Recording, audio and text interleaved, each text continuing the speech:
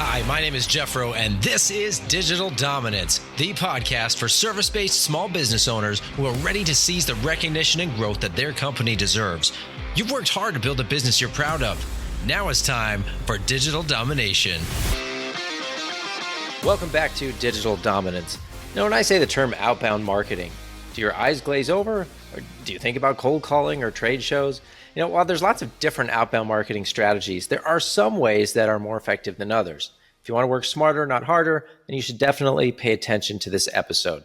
My guest today is Alex Levin, the co-founder and CEO of Regal.io. Alex and his team help companies set up branded, personalized outbound campaigns that reach customers in the right place at the right time. They boast 25% more customer conversions using their methods compared to more traditional outbound methods. So I'm really excited to dive into these strategies and tools. Thanks for being here, Alex. Welcome to the show. Thank you for having me. Absolutely. Now, before we jump in, I wanted to give some quick definitions for our listeners. Inbound marketing refers to things like social media, blogging, and SEO, where you're trying to pull people in with valuable content and get them to like your brand.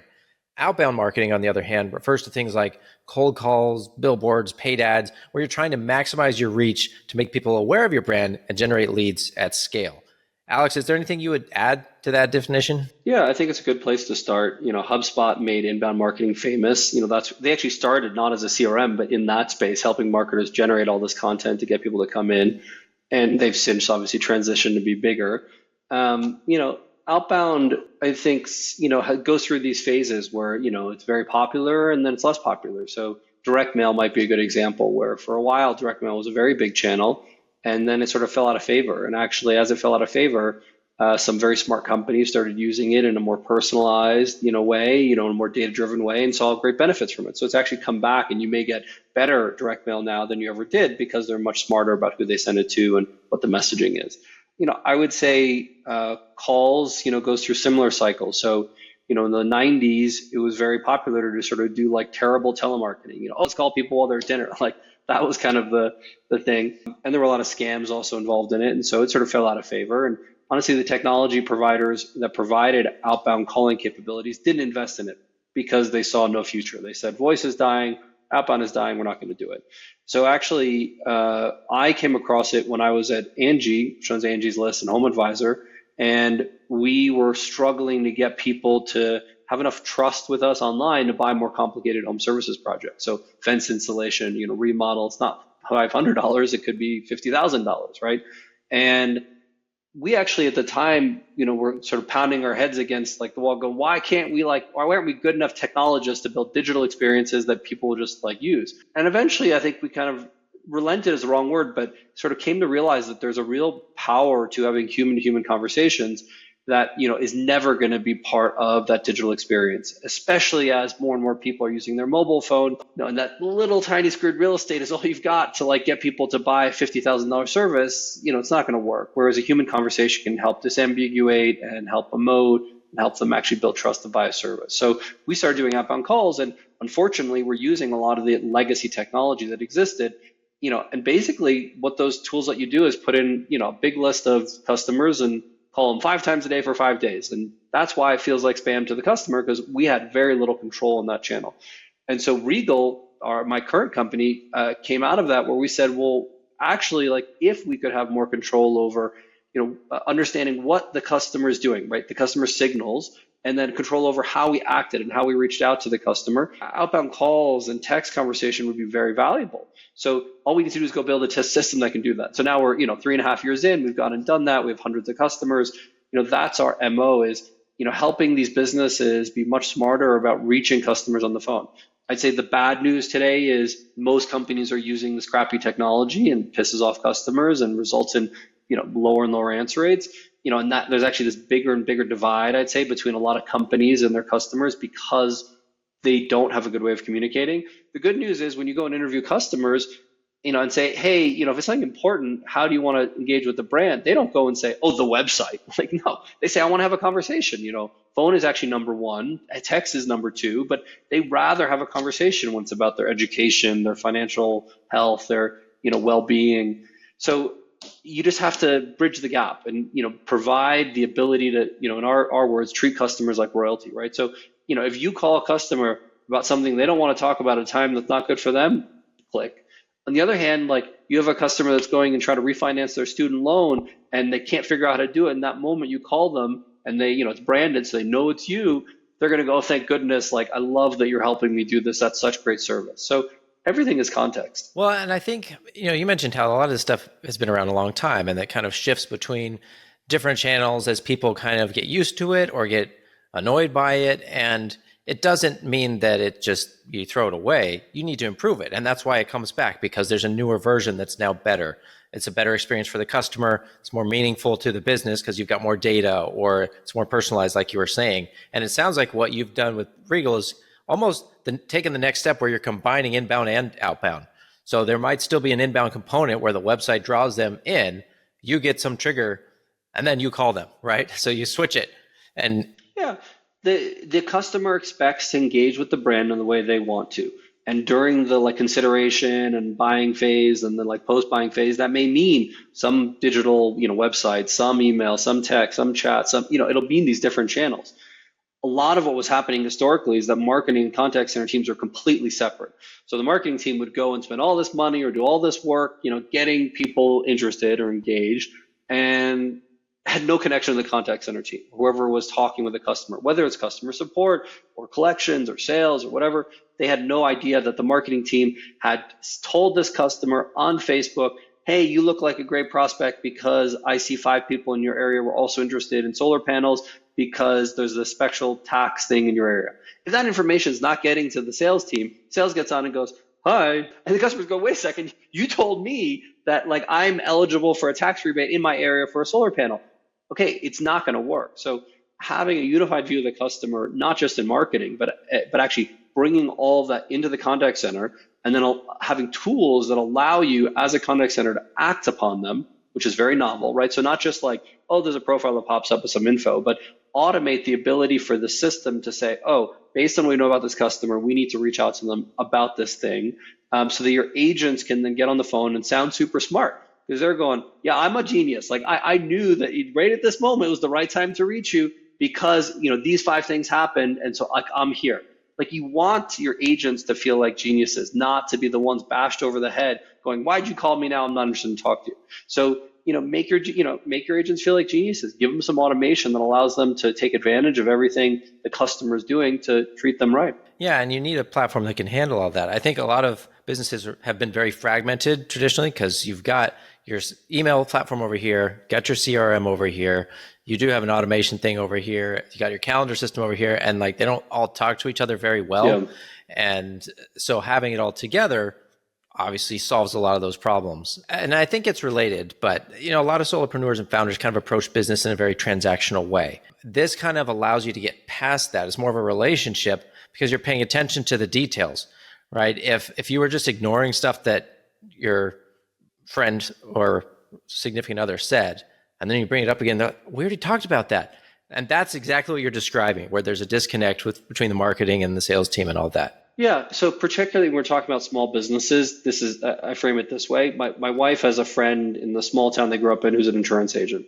She used to do fabulously well because most of the people would actually walk into her office and say, I need life insurance. And, she knew their kids, their pets, where they lived, what was important to them. She knew what to pitch, how to pitch it, and she got them, to buy. Today, the majority of her business is ding, something on her computer goes off and there's a phone number. And she knows nothing about them and she has to try to get them to at least answer her call, which is hard. And then when they're on their call, they're like, it's hard because she's saying generic things. And they're kind of going, well, maybe this isn't for me because they don't know that I really need this product because I have 2 rental properties. And so her business has gotten much tougher. So I don't look at it and say, hey, small business owners are bad at what they do. I think it's as this shifts online, small business owners need new sets of tools to allow them to do the same thing they're great at, which is to use the things they know about customers to treat them like they're special. In addition, as small business owners become bigger business owners, there's an incentive to automate everything. And automate historically has meant make everybody treated the same. And so actually you go to contact centers and they're proud of the fact, oh, we treated everybody the same today. Give me a gold star. And I get it. Like they're trying to do the automation and efficiency thing as they scale because that's what they think the goal is. I look at it and go, no, the goal is to get back to what you were doing so successfully when you were just a one-person shop, which is you could treat somebody in a way that they felt they had a connection with you. So, okay, you need automation, but automation doesn't need to mean sameness. Automation can mean use all this information that you know about the customer from first-party data, from other sources, to make sure that you're treating them in a way that makes them feel special. The brands that do that online are the ones that are going to win. Because what we're seeing in more and more industries, so take financial services, the infrastructure supporting financial services online is the same across all the brands. They all use the same infrastructure. So the brand is different. A bit the website is different. But the biggest differentiator over the long run is still going to be service. So the brands that think of themselves as digital only in financial services are going to lose to the ones that realize that service is still going to be the differentiator. There always was a place for a banker, right? That was part of the model. Online, created more distribution, but the ones that could bring back that feeling of personalization and treating somebody right in a digital model is going to be the one that wins. Yeah, and I think there's a balance there because obviously you want to embrace new technologies, but you don't want to erase the human connection. You see all these websites now with AI chatbots or customer support chatbots. First thing I ask it is, can I talk to a person? Because I wouldn't be talking to support if I had a problem that the AI bot could solve. And so it's just kind of almost a waste of time trying to get past that gatekeeper, as a customer. Then that experience is not as good. Yeah. One of the more interesting sort of pieces of data from my old life is that we would, often deflect customer inbound, to your point, and not handle it. And we took a segment of customers that we thought were the best customers for us and actually proactively went out to them and said, we'll for free give you a higher level of support. You can always come into us. We're always going to help you, blah, blah, blah. By doing that, we ultimately drove more business. Now, had we done it for everybody, would it have worked? I don't think so. Like we were very intentional about which customers we did it with. So I don't actually advocate that all inbound comes in and is handled in the same way. What I advocate is that you as a business think intelligently about which customers you want to support and why and what the goal is. So if a customer that looks exactly like a perfect customer comes in, don't send them to the chatbot. Give them whatever is the most premier experience. Now, the funny thing is in 2 years, that may be the chatbot, that may be the premier experience. But whatever it is, give them the premier experience. Versus if there's somebody that is not going to be a good customer for you, then it's not worth you having that same experience with them. So, as a business, you need to segment your customers and decide how you're going to treat them. That is perfectly logical. You can't treat everybody in the same way. Right. Well, and that sounds like you're defining multiple customer journeys, really. Where do you start if you want to map that out? Yeah, a very common 2x2 matrix that people use is to think about the customers that, along the axis of how much they're spending with you now and what the potential or the size of the customer is. Whether it's an individual who's your customer or a company, the same matrix can be used. So, the ones that are the most exciting are the ones that are spending a lot of money with you and there's a lot of potential to do more. And those are the ones you should be doing all kinds of crazy things for. On the other end are ones that are maybe spending very little or unlikely to grow. Now, you don't want to mistreat them, but those are the ones where maybe it's a 2-day SLA, text only, maybe it's an AI bot if they want something faster. It's a different level of support, right? Versus like the two other quadrants that are left, like the ones that are big but not growing, you have to maintain and make sure that you're maintaining that revenue. And the ones that are smaller, but you think there's opportunity, like that's the ones where you want to be prospecting into them and figuring out how you can do more for them in a different way. So I think that's the basically simplest way to start segmenting your customer base without knowing industry. Obviously, in each industry, there are going to be nuances about what you do. So then what about once you've kind of defined all that? How do you know if you're missing a piece of the journey? What's the feedback loop or the metrics that you look at to figure that out? Yeah, it's a great question. There's a business called Medallia that's gotten enormous by basically saying, hey, you should be surveying all your customers. And like that was for a long time, it's kind of Survey Monkey on steroids. Qualtrics was another one sort of in a different age, but Medallia is a newer one. They've started shifting from just saying, hey, something is wrong, where they're sort of doing surveys and looking at website and behaviors and sentiment, to actually, hey, how do you act on that as a brand? What do you do when you know that there was a call with a customer where the sentiment was bad? What do you do when you get a bad NPS score? Because just knowing that something was bad wasn't enough. So, I'm not suggesting every brand goes and uses Medallia. I actually think they're a 20-year-old technology that still sells successfully into very big orgs. and is kind of a bloated product. There are much newer, better ways of doing this, but you should be getting feedback from customers using the thing. Like if a customer is trying to click on your login button 5 times and they can't log in, that's frustrating, right? If a customer is, moving their mouse all over your screen, that's frustrating. If there's an error that keeps popping up for your customer and they try to do something, that's frustrating. So, you should be watching the basic website behaviors and, the basic sentiments in, conversations and the basic NPS data to know who to reach out to. Like every brand should do that. You don't need a big company product to do it. I think the harder part is, how do you automate the outreach based off of that? I go back to sort of very basics again, which is like, you as a business should be starting to, do this as a baseline and then start A/B testing and seeing, if it works better or worse if you do it on phone or text. Does it work better or worse if you do it immediately or a day later?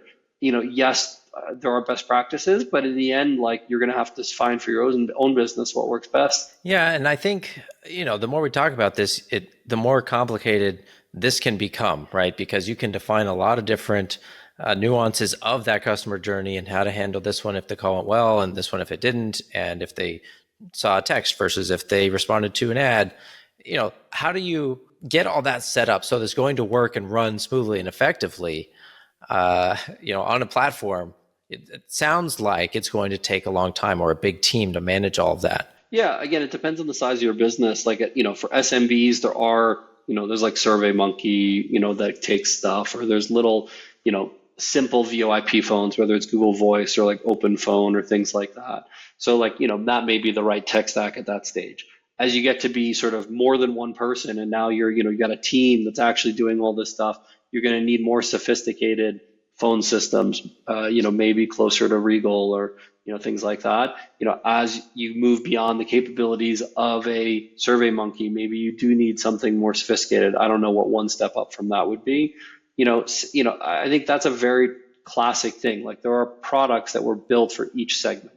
So in email, for instance, you have like a MailChimp that was built for very small businesses because it's quite easy to use, or a Klaviyo for small retail businesses versus a Braze or an Iterable for more sophisticated businesses. Obviously, if you're in the wrong tool, it's just going to be a big mismatch, but luckily there are tools built for each segment. So one of the things you talk about is having, someone call at the right moment. When the prospect is doing something, they get a call and they're like, wow, great timing. How do you know that I needed this right now? That sounds like you need an army of people on standby, ready to call like at any moment that a notification comes in. How do you actually accomplish that in practice? Yeah, so we are a software provider. We don't provide the teams. When we work with a Roman or we work with a SoFi or a AAA, like they have, to your point, armies of people that care deeply about the brands, understand what the relevant information is about sort of the brand, and then get the context from Regal, get the call, and are on the call like doing the actual hard work. So huge respect to them. I think what we are seeing, and faster than any of us thought. 4 years ago, we started, or 3.5 years ago, we knew eventually AI agents would become a thing. And we knew all the data we were collecting would allow us to train those agents better. But we thought it'd take a while. 6 months ago is when really something started happening. We started getting excited about the capabilities of voice agents.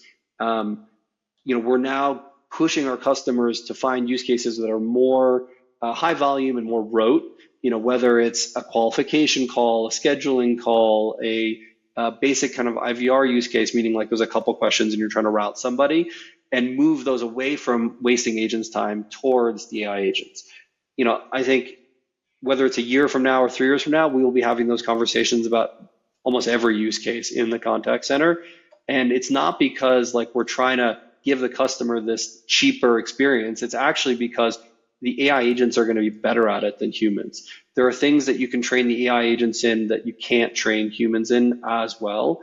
I was talking with a friend of mine who's run contact centers for years, and he was laughing that he was training one of these AI agents basically, and it was much easier than him hiring. Like he was like, I was going to hire 10 more people, next month, but I think actually I'm only going to hire 5 and use more of this AI agent.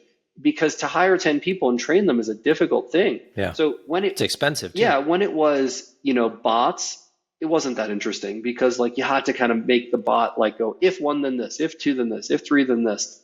That didn't really work very well. But the AI agent is it's not like software. It's much more like training an agent. Like it's like working in a contact center where you're teaching it about your company. You're teaching it about the questions that are going to, come in, about how you want to answer. You're then letting it do it 100 times, and every time it's going to do it differently because it's not a deterministic software model. It's actually pretty, distributed widely, the answers it gives. And then you're going to have to do QA, and then you're going to have to give feedback, and then, so I actually think running a contact center is a much better metaphor or parallel for AI agents than software. So the people that are very used to running contact centers, like contact centers, are going to be great at building AI agents. People who think of it as software are going to really struggle with AI agents. And that makes sense. So what about, if the companies that don't have an army of people to call right now, who should have an outbound strategy? Does your company need to be at a certain revenue number? Do you need a high ticket offer? What does that look like? Yeah, look, I think largely it's a question of the lifetime value of the customer and the complexity of the thing that you're selling, the product or service you're selling. If you have a customer lifetime over a couple $100, it'll probably make sense for you to be engaging on the phone because it's enough money that you're making. If you have something that's like selling pencils, even if it's high value, selling pencils is not that complicated. It's a pretty commoditized product versus, things like education, healthcare, local services, financial services, these are industries that are much higher consideration. So usually, where I draw the line is I say, look, retail, by and large, you don't need as much of this human sort of connection. Sure, in some, so in like higher end retail you do maybe, but most retail you don't. Versus in all these other industries, which make up about half of the consumer economy, you do, and as consumers, we might have been shopping online for a long time, but now we're demanding that our doctor is online and our banker is online, and and as we demand those things, like those companies have to figure out how to move from having an in-person person, like an in-store person-to-person experience to an online person-to-person experience. Yeah, and that makes a lot of sense. And I think that's actually kind of a good place for us to wrap up, because as we look towards the future and realize, hey, you got to kind of make this transition and assess where you're at and what you need to be doing in order to stay relevant and be competitive in the future, you can start making these changes. So thanks for joining me today, Alex. It's so important to connect with customers. Like it always has been, and you could say it's getting harder, but it's getting easier if you embrace the new technology. Yeah. So I'm glad we had this conversation. For those of you guys listening, go check out regal.io if you need a better way to connect with your prospects. Last question for you, Alex. What's your number one recommendation for service businesses when it comes to outbound marketing? Yeah, I'd say, always I like people to take sort of a bit of a test and learn approach. So, I would even if you're just doing it sort of with an Excel sheet and, your cell phone, if you got 100 calls to make, try them at different times of the day, try a slightly different script. Like, don't do it exactly the same. You're not going to learn as much. I think it's important to constantly have that mindset as a small business owner that like, you're not doing it the right way yet. You're not doing it the right way yet. Challenge yourself to do it better than you are today. Yeah, that's great advice. Thanks again for being here, Alex. Thanks to all of you for listening. Get to work defining your customer journey, figure out your outbound strategy, and I'll see you guys back here for the next episode of Digital Dominance. Take care. Thanks for tuning in to the Digital Dominance Podcast. This show is brought to you by FroBro.com. FroBro is on a mission to rid the world of terrible websites, and we love helping our clients grow their businesses as big as our hair. Right now, FroBro is offering an SEO plus leads bundle where you can get warm leads every month without having to wait for the SEO to ramp up. To learn more, go to FroBroLeads.com.